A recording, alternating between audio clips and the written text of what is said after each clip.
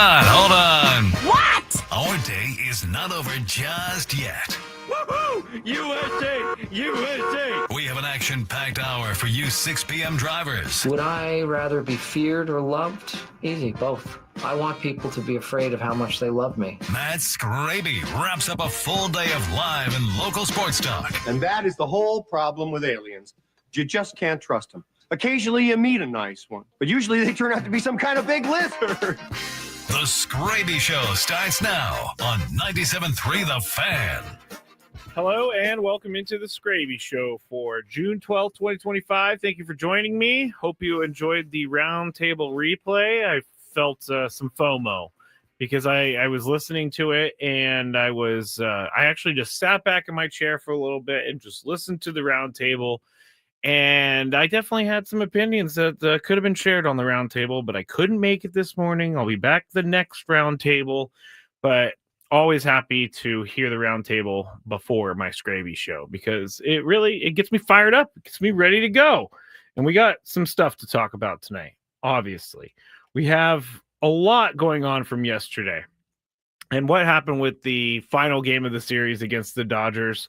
I have one last little thing that kind of maybe perturbed me a little bit. Not made me angry or anything like that. Just perturbed me, and I'll bring that up. Plus, trade targets are pretty clear right now, so we're going to go through some of that. And some of those articles are coming out now of who's going to be traded, what teams are going to be in on the trade predictions, all that stuff. So I went through a bunch of those last night and this morning. And I have a little bit more of an understanding of what's going on with the trade deadline that's coming up in, I would say, more than a month, maybe 6 weeks or so. Also, I heard Jesse and Tony talking about this when Dylan Cease started the other night during the game. They were talking about his splits, first time through, second time through, third time through. And it is really, really strange, his splits. So I went around baseball and I picked a couple other pitchers to see what their splits were.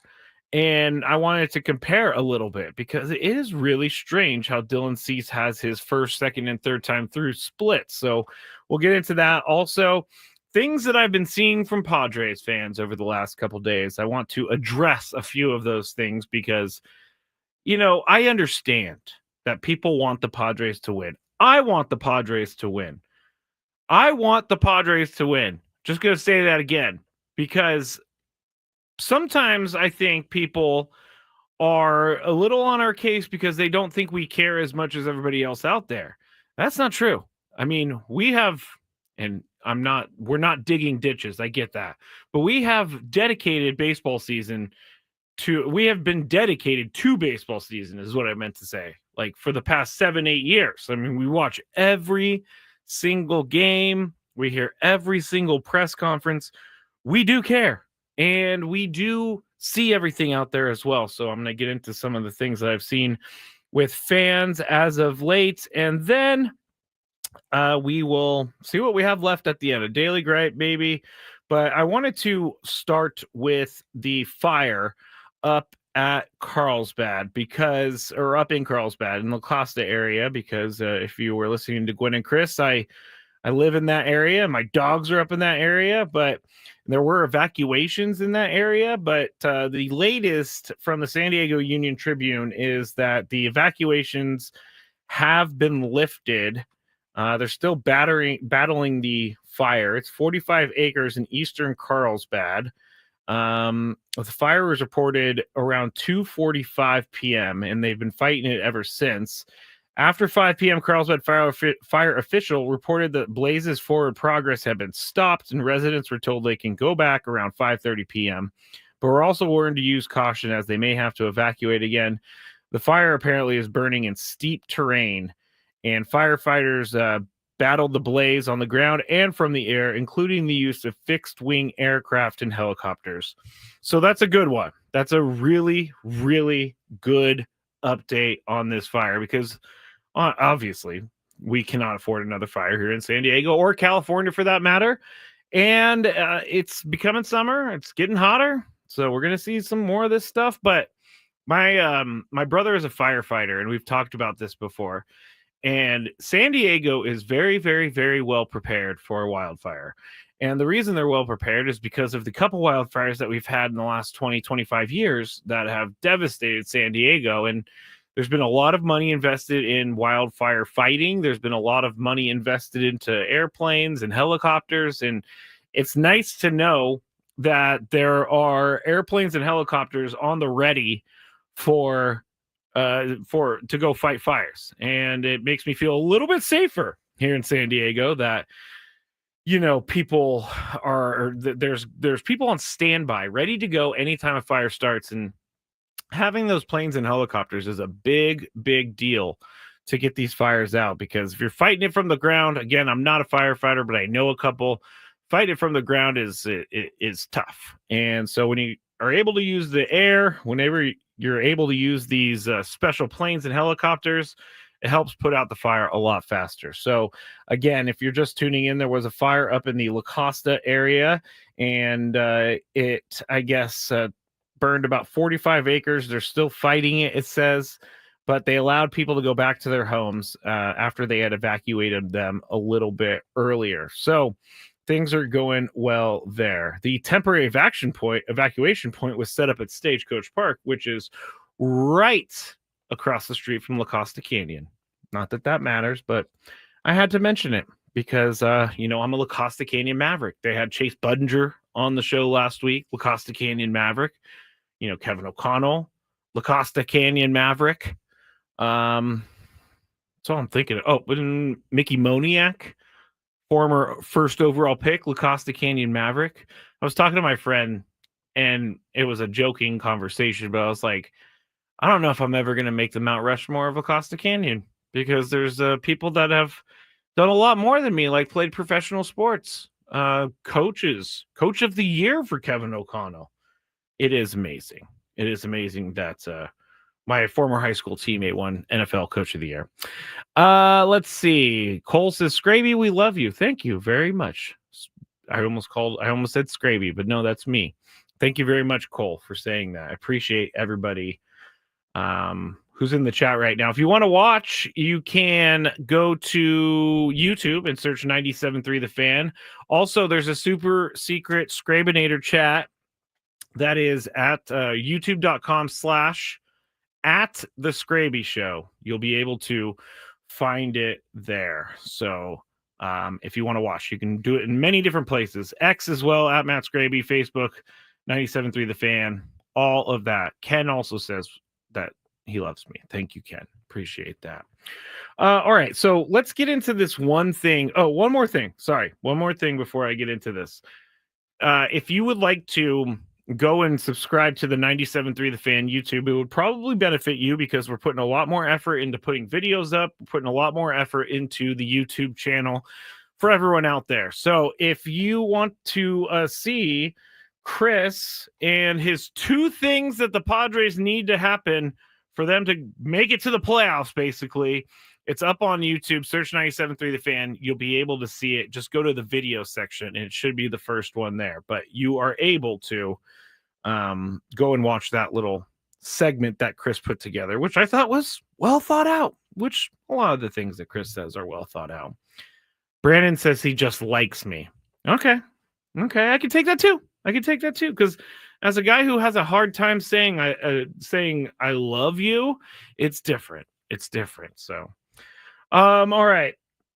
Let's get into what I was perturbed about yesterday, and then we can move on. I am over the Randy Vasquez being removed from the game thing. I'm basically over the entire series, but there was one thing I didn't say yesterday that I should have said and wanted to say, and I just never worked it in. But the eighth inning for the Padres, top of the eighth inning for the Padres, they used Jason Adam, and my question about that is they were down 4-2. Jason Adam has been throwing a lot lately. He's been one of the most worked guys in that bullpen. And so why would you have Jason Adam in that game when you were down rather than resting him further? Now, I understand you want to keep the score where it's at. You wanted to keep the score at 4-2. But when Jason Adam is if you can get him some rest, he needs that rest. And again, I know that they know way more about everything than I do. I'm talking about the team. I'm not questioning that the team has bad knowledge or anything like that.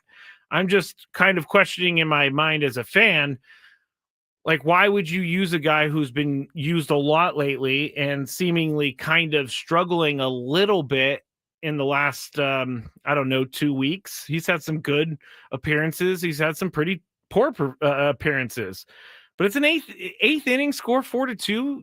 Like, you're not punting on the game, because I understand that you could come back. And again, I understand that you want to keep the score where it's at. But I also really think that in that case, Jason Adam might not be the right guy, because you need him for higher leverage situations, and they did not use him for a higher leverage situation. And I am all for chasing the win, which was what Mike Schilt and co were doing. But I know that Mike Schilt is doing this because he felt like it would help them win the game. And I already kind of know as well that it's the eighth inning and they're down 4-2, that, they've put some rallies together in the ninth inning before. And so it's totally possible that the Padres could have made it through the bottom of the eighth, bottom of the ninth, and tied up the game or even taken the lead. And this isn't a criticism. It's just a question. Like, why use one of your best relievers in a position where he's just not needed? In my mind, I don't think he was needed yesterday. Now, he has a day off today. Who knows when he's going to pitch again next? And one more time, I know that the Padres have way more information than I do, so I don't really want to criticize them because I don't have all of it. But that was just something that stood out to me when I was looking over the box score last night, and I wanted to make sure that I talked about it because I was so angry about the Randy Vasquez thing that I had to bring up something else that perturbed me yesterday. And it's a small thing. Doesn't change the outcome of the game. Does it really even matter that I'm even saying anything? Should I have even said anything? I think it was something I wanted to bring up just because Jason Adam has been struggling lately, and he's been one of the most used guys in the bullpen. So I found that a little strange to see him out there when the team was losing the game yesterday in the eighth inning. I was listening to the whole roundtable, and their conversation about Campusano and what's going on with that is also a very strange thing. So we're going to talk about some trade targets. And again, the trade targets are pretty clear right now. So when we get back, we're going to start talking about the trade targets. We're also going to talk about those Dylan Cease splits. But I have a couple news reports about the Padres and trading for someone. And one of them says that the Padres are going to overpay for one player. And I'll tell you who that player is when I get back here on the Skraby Show on 97.3 The Fan.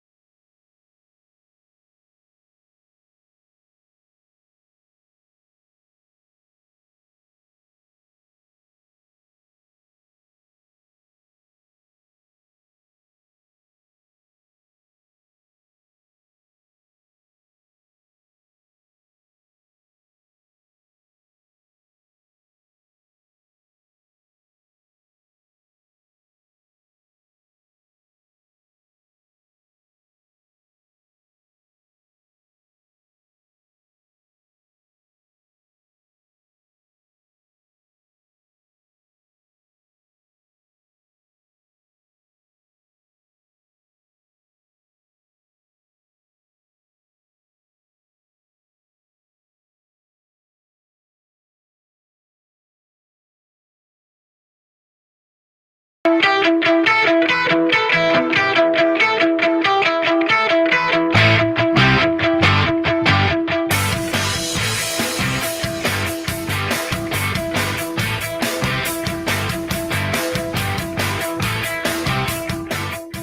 here on the Skraby Show, I'm Matt Skraby. Thank you for listening to the show.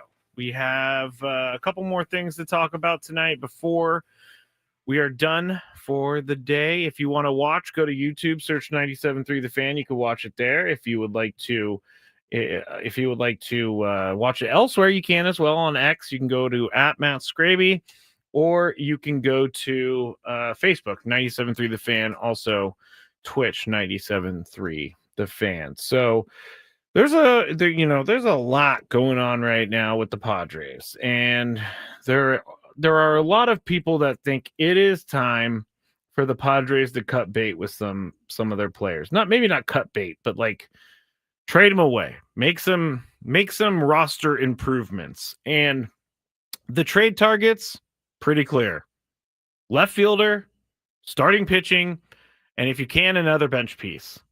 And so those are the guys, those are the positions I think the Padres are looking at to get better at. Because quite honestly, the Michael King situation does not feel great to me. It seems like things are going the other way rather than getting better. So I'm not that he is getting worse, but they're still trying to figure out how to what's the best way to go about this and get him better and get him back to what they need him to be doing, which is pitching. And it seems like he's been to specialists. It seems like he's been to a bunch of different doctors. The Padres have tried everything they can to figure this out, but I do think that we're looking at, even though it was sold to us as maybe not a long-term thing, I think we may be looking at a little bit of a long-term thing with Michael King. He's still going to have to ramp back up throwing. He's still going to have to do all of that to get back ready to go. So I hate to say this. I really do, because I did not think this was the possibility when the injury was first presented to us. But I have to think that Michael King is going to be out until the All-Star break, at least the All-Star break, minimum, because of everything that he needs to do to get ready to come back to the team. Like, it's not going to be easy for him to. He had spring training, he had the start to the year, and then everything shut down for him because he has this issue. And I also read something earlier this morning that, and this is not a diagnosis or anything like that, but this is what I read, that specialists may think there's like a bulging disc in his neck. Now, I don't know how far I can go with that, because I am not a doctor whatsoever. And this doctor also hadn't seen Michael King. So he has not examined Michael King, which is why I think a lot of the times people ask me why we don't have like doctors on the air to talk about injuries, and the quick answer is the doctors have not examined the players, so it's all going based off of experience and the evidence that they can see online. And so to me, I can't take something from someone that has not actually seen the player, the person, whatever. So that's why we don't have doctors on Gwen and Chris, at least. But if he's going to be out for an extended period of time, like minimum All-Star break, I think that they have to get some starting pitching. Absolutely have to, because they're it's patchwork. I'll say patchwork because they have Ryan Bergert. Stephen Kolek has been good. And now if Ryan Bergert and Stephen Kolek can do what they've been doing, then this is not going to be as difficult as it seems. But if one of or both of those guys is just not pitching well anymore, then it's going to hurt, because the rotation is now down to 2 or 3 guys now. You have Dylan Cease and Randy Vasquez, and you got Ryan Berger, you got Stephen Kolek. Why am I forgetting the 5th guy right now? Nick Pivetta. So you have Dylan Cease, Nick Pivetta, and Randy Vasquez as your three guys that are going to be in the rotation for the foreseeable future because of that. I think that starting pitching is something that AJ Preller is really good at going after, but at the same time, there's some other places on this team that need attention that may be a little bit more important than starting pitching. Pitching's pretty darn important. If you don't have good pitching, you're not going to win many games. It's just not easy for you to win many games when your pitchers are getting shelled every time they go out there. But here's the one thing that I saw about overpaying for a player, and we've been talking about this player, but in The Athletic, Jim Bowden, I'm sorry, I always forget. But Jim Bowden, he wrote today that he believes the Padres could overpay for someone like Kyle Stowers. Now, he's in Miami. He's with the Marlins. We've talked about this for weeks now. And he is a good left fielder. And the problem is, for a lot of people, he might be the Marlins' best player. So if he's the Marlins' best player and they're trying for some reason, not for some reason, they should be, but it doesn't seem like they try to win all the time. But would you trade your best player? I mean, because they do this prospect thing all the time. They trade established players for prospects, and then I never hear from those prospects again. So when you're saying something about the Marlins, they can't trade a franchise guy. Do they even have a franchise guy?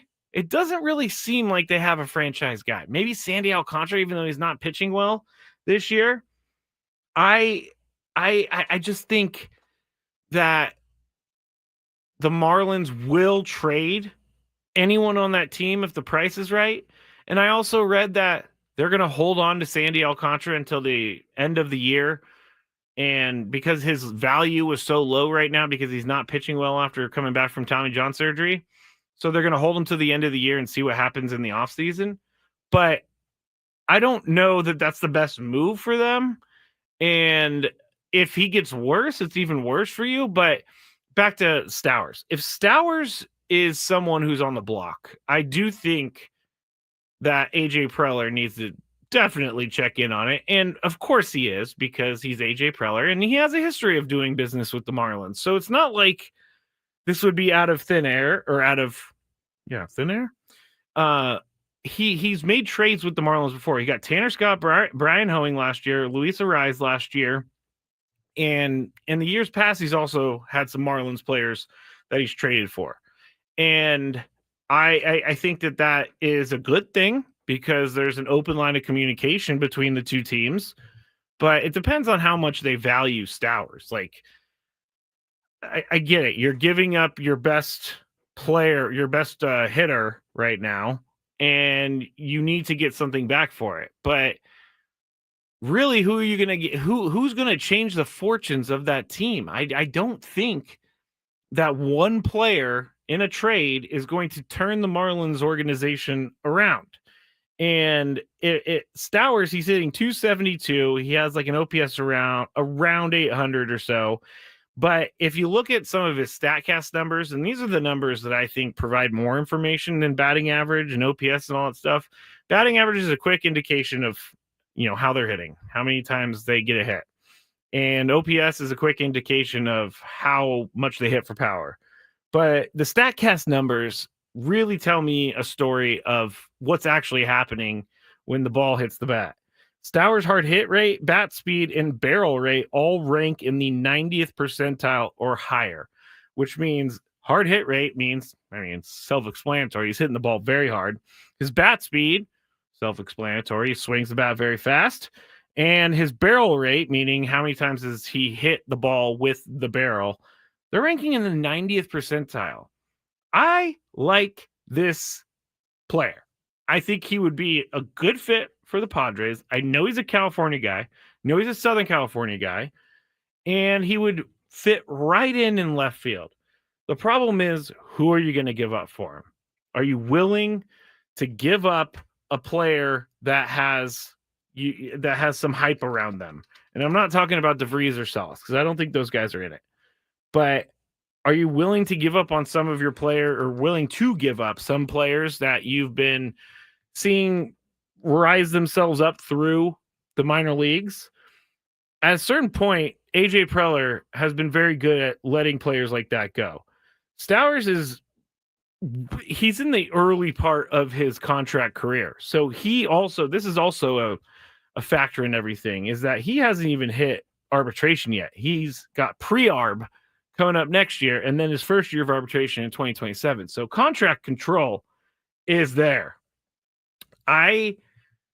Contract control is a big thing, because then you're not going to be trying to renegotiate a contract every year with a guy, or renegotiate a free agency contract with a guy because you got him as a rental. But if he was on the team, he would be someone that they would be able to pay relatively cheap for a while. And I think that's very attractive to the Padres. It's very attractive to me. I like having long-term control over players because you're able to get the best out of them for a long time for money that they probably should be paid more, or for a salary where they probably should be paid more. And I've also read Sandy Alcantara.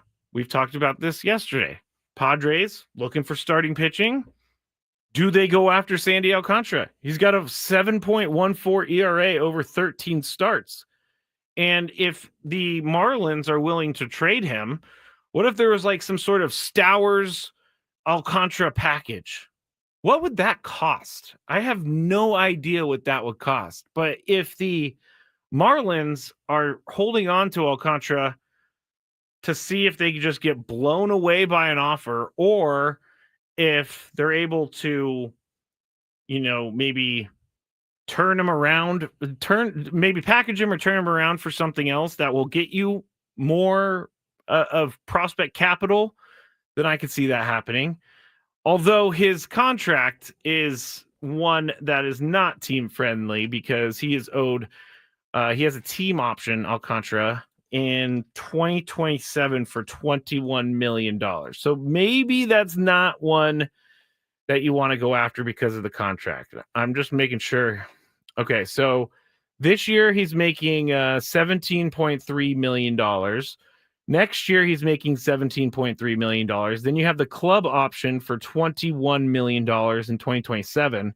And then in 2028, he's an unrestricted free agent. Do I want to gamble on Sandy Alcantara turning it around? Do I want to gamble on that and pay him $17.3 million? I don't know that the Padres do. I don't know that the Padres want to spend money where they don't exactly know what they're going to get back for that investment. And you look at Luis Ariz, he's being paid $14 million this year, and that was through arbitration. And $14 million for Luis Ariz is he's making a lot more money than the product that he's putting on the field. Now, do I think that's going to turn around? Yes, I think that's going to turn around. Next year, Luis Ariz is a free agent. So you got to think there is motivation on his side to get this turned around too. And I fully believe that he wants to be better. And we're going to talk about the fans thing in just a second, but I fully believe that he wants to be better. And I fully believe he knows he's going into he's in a contract year. He's going to be a free agent this offseason. He doesn't want to have a bad season that ends up getting him a contract that's not going to be the one that he feels like he deserves. And I don't even know if it's going to be with the Padres. Not for $14 million and a 280 batting average. That's not going to get you $14 million with the Padres. Maybe someone else. Let some other team overpay. But if you're the Padres and you know that you're right up against the luxury tax number, and you know that you're right up against having to pay a penalty, I think you're looking for guys that have contract control and lots of contract control, because that's what's going to help them stay under that luxury tax number. And that's what's going to help them stay away from being penalized for going over that number. And so that's why I think Stowers is a little bit more of a realistic option. And that's just one position. That's just left field. Like, you have to fill maybe 2 rotation spots, maybe 1, definitely, in my mind. You have to fill at least 1 rotation spot. Because Yu Darvish, same thing. I have no idea when Yu Darvish is going to come back. And I know that he's been working his way back and is working himself up to it. But unless they know that he's feeling good enough that he'll be back in 3 weeks or a month or whatever, or even after the All-Star break, then you can have sort of a different plan. But I'm going to operate now like they don't know when he's going to come back. And so that's why you probably have to go and sign or trade for a starting pitcher. Let's see. Why trade prospect for players we don't plan on signing long term? Because that's what a lot of teams do. Because if you can get Stowers for 4 or 5 years in arbitration and pay him less than what he's worth, which is what arbitration really is, kind of, I think that's a win for the Padres. You got to control the players' contract, not themselves, but their contracts. You have to have control. Look at how the free agent market, or look at how the free agents have worked out for the Padres, or at least the guys that they've given contracts to. Joe Musgrove got a contract. He pitched well, and he's out for this year because he's hurt. Yu Darvish got a big contract. He's pitched on and off. He was great during the playoffs, but he's not there. Michael King is in a contract year as well because he will be a free agent next year. He's not there right now. Dylan Cease has been pitching better. He's in a contract year. So you got a lot of guys that are in contract years, and you got a lot of contracts like Xander Bogaerts that seem like they're going to weigh down the franchise for a very, very long time. So you have to navigate around those big contracts while bringing in quality players for the right price. And that I do not envy AJ for. I do not envy AJ Preller whatsoever in that department. But one thing I do know is that AJ is going to make moves. He's going to make moves. Maybe he doesn't make the moves that we want to, but he's going to improve this team. I do not think that they're going to let the trade deadline pass and not improve this team unless miraculously everyone comes back, because that would be great if all of the injured players came back. And they still wouldn't really have a left fielder, but maybe you can, if injured players come back, then you can start focusing on the positions that are in need instead of positions that aren't in need anymore, which, again, I do not envy AJ whatsoever, but I do think he's going to make some moves. All right, let's see here. This is the Skraby Show. I'm Matt Skraby. You can follow me on Twitter, Instagram at Matt Skraby, MATTSKRAB as in boy. Why? When we get back, a little bit on the Dylan Cease splits.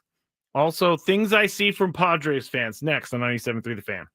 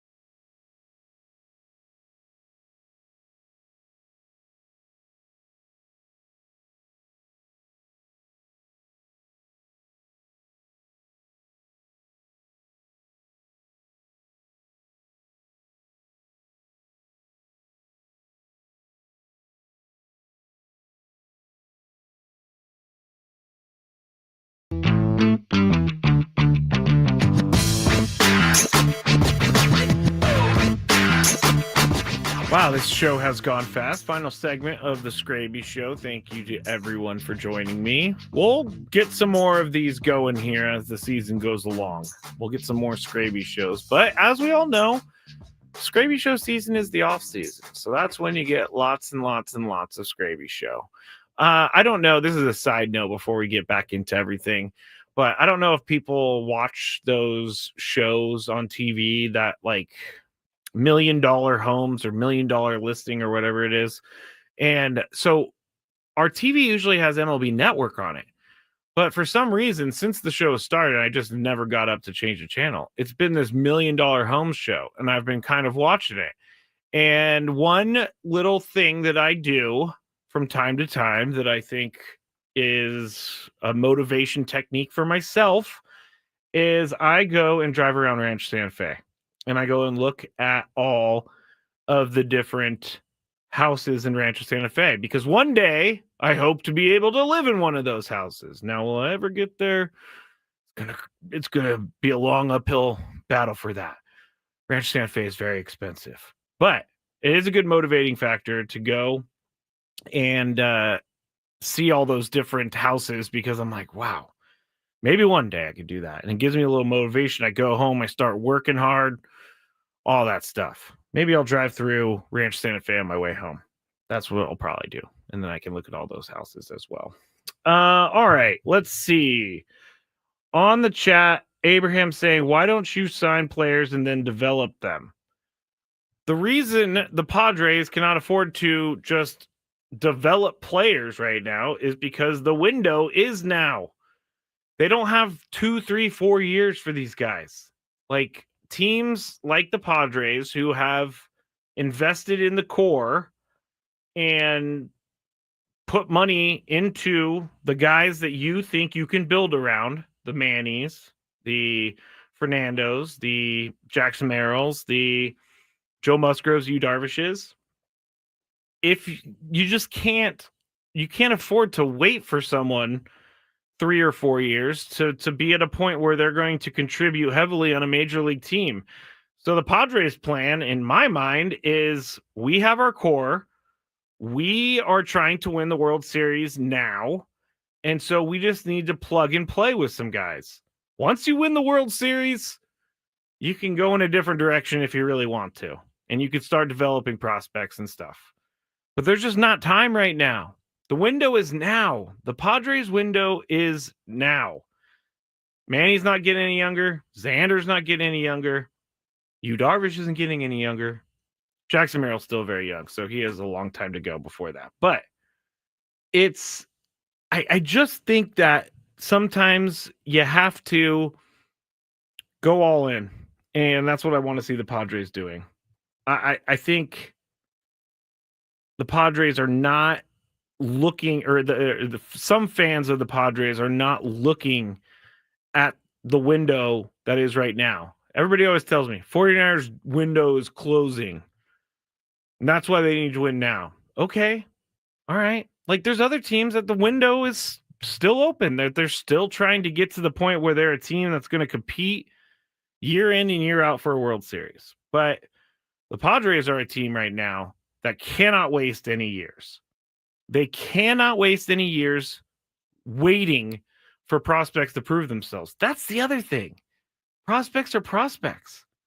Like if you trade for a bunch of prospects and you have to develop them in the system, you have no idea if they're going to even be good.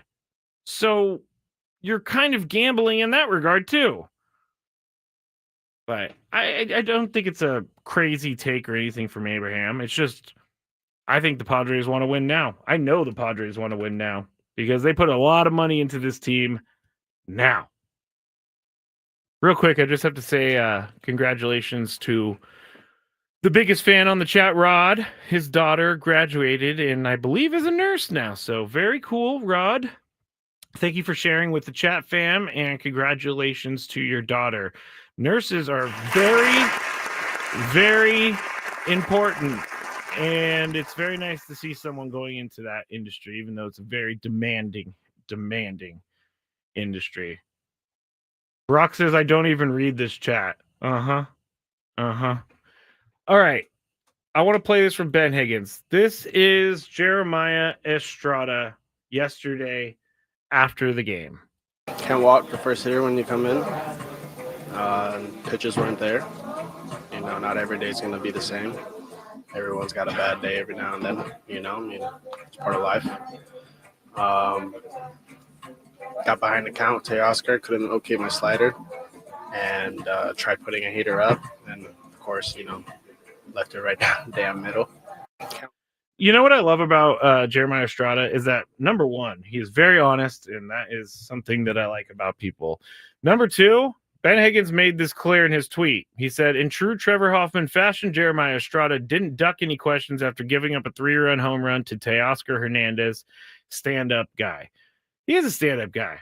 I mean, that was a big deal. He lost the game for them yesterday. I know it wasn't just all on him, but he was the guy who gave up the 3-run home run. And to stand there in front of your locker and face those questions tells me a lot about him, and it makes me like him even more. So that was just a little clip that I saw from Ben Higgins' Twitter, and he, Jeremiah Estrada did not necessarily have to answer those questions, but he did. He sat in front of the cameras, and he knew what was coming, and he absolutely was able to maybe exercise his own demons. Okay. Dylan Cease splits. I heard this, Tony and Jesse talking about this on Tuesday night when Dylan Cease was pitching, which, by the way, he went 7 innings, 11 strikeouts. First time through the order, the batting average is 220 for Dylan Cease. Second time through the order, batting average jumps all the way up into 299. So for some reason, the second time through the order, they're seeing the ball very well. He's not locating something. 299. And then third time through the order, opponents are hitting 186. These are some really, really interesting numbers, because you would never think that a pitcher would go from 220 first time through, 299 second time through, and then third time through 186. That is absolutely bonkers to me. But 299 second time through, it makes sense. It tracks because we kind of feel that, like, second time through is when he starts losing command a little bit, and then he somehow finishes the game, or not the game, but he somehow gets out of the inning, or he somehow gets through 6 innings, and it's because he finds it again in the third time through. So I went through to some different pitchers just for reference. And these next two guys, I went and I looked at Dylan Cease's ERA, and I looked at guys that were recognizable right in his ERA range. Jesus Luzardo of the Phillies, he has not been great this year, but his splits, 271 first time through, batting average, 301 second time through, 265 third time through. So he goes, I guess his lowest. So it's kind of following the Dylan Cease trend, but those are not good numbers to have regardless. So we're not really learning much from him. Was my takeaway. Mitch Keller, on the other hand, it seems like, of the Pirates, it seems like this is kind of the Mitch Keller is what I thought most pitchers would be doing with their splits first, second, third time through. First time through, opponents are hitting 211 against him. Second time through, opponents are hitting 277 against him. Third time through, opponents are hitting 297 against him. That seems like a natural progression for me. So Mitch Keller kind of checks out in that way. But third time through, 297. Why aren't they pulling him like they pulled Randy Vasquez? Because, geez. And that's a huge jump between first and second time through. 211 to 277. And then I went to two very good pitchers that are young, and I just was actually just curious to see their splits. Paul Skeens, Pirates. First time through, opponents are hitting 176 against them. Second time through, opponents are hitting even less against them, 145. Third time through, opponents are hitting 209 against him. So those are numbers that I think makes sense. I don't know. I'm going to have to ask Tony, like, I know why first, second, third time through is so important, but because you're able to see it more, there's fatigue on the pitcher. things like that. But I want to know why, like, a second time through is so much better than the first time through. And then if you're looking at Mackenzie Gore, his splits actually go opposite of what I thought they would. First inning, opponents are hitting 258 off of him. Second inning, opponents are hitting 216 off, or second inning. Second time through, opponents are hitting 216 off of him. Third time through, opponents are hitting 210 off of him. So he gets better each time they go through, which is also kind of strange to me. But I don't really have any other analysis on this except for the fact that Dylan Cease's splits are very weird, and I am now going to be paying attention more and more to the second time through the lineup for Dylan Cease. When he's given up opponents are hitting 299 against him with an 889 OPS. An 889 OPS second time through. OPS first time through, 603.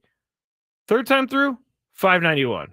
It's very strange. I'm gonna have to ask Tony next time I talk to him why that is so crazy to me. I'm running out of time, so you know what I have to do right now. I'm going to put away the things that I saw from the Padres fans because I kind of address that every day anyway. The one thing I will say, the coaches do not need to be fired. Can we stop with that?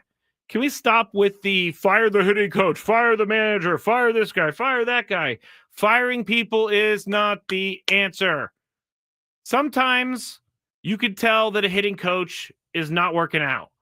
Victor Rodriguez is a good hitting coach. He is not the one actively swinging the bat. Continuity, which is what this team has, and the coaching staff is the reason this team is winning as much as they are. I don't think they have any business being at this point with the roster that they have. If they had a different manager, different coaches, I think this team would be much worse. And this team, when following the game plan that the hitting coach and coaches come up with, is a very good team. Line drives and moving the line. That was the name of the game we saw for the first maybe 40 games of the year. It works. It's not the coach's fault when the team doesn't hit line drives or the team doesn't hit in general. It's just not their fault. I do not want to hear, and I'm going to hear it, any more about firing the hitting coach, firing the manager. That is not the answer. I don't understand why we always look at coaches for problems that players create, because ultimately coaches aren't swinging the bat. Players are. So the players, to me, is where the end all be all.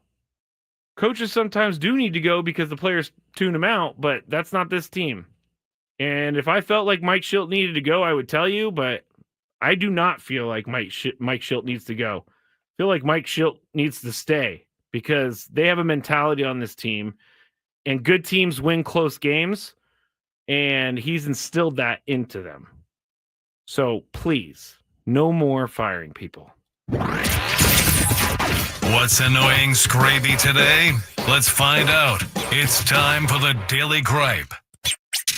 Joshua on the chat. So basically, about the splits. So basically, when they get to the third time around, it's because we're having a great game. For their poor games pitching, they usually get pulled the second time around through the lineup. Yes, that does make sense. That does make sense. Thank you very much for that, Joshua. Appreciate your explanation. All right, Daily Gripe. Happened to me this morning, and I couldn't wait to say it. But when I'm walking the dogs, or even just walking through my neighborhood because I take walks and stuff, go on some runs, it drives me absolutely insane when someone follows me down the path I'm going. There's many paths that these people could take, but I have my example. I have my dogs. We're walking, and then one person with the dog sees me. I go into one area, and they follow me like 10 feet behind. I do not understand. Go somewhere else. I don't need you to follow me 10 feet behind. So you know what I do is I pull over on the trail, and I let them pass me. I don't understand why you need to be 10 feet behind me. There are like literally 4 trails that they could have taken. And it seems like every time they're like, I want to annoy this guy. I'm just going to fall 10 feet behind him. And then Lucky doesn't want to go anywhere because Lucky's all upset that there's a dog behind us. It's just a mess. So come on, people. Stop following me around the neighborhood. All right. That's it for me. I'll be back tomorrow with Gwen and Chris. Ryan Berger on the show. Mike Schill on with Ben and Woods starting at 6 a.m. on 97.3 The Fan. Good night, everybody. San Diego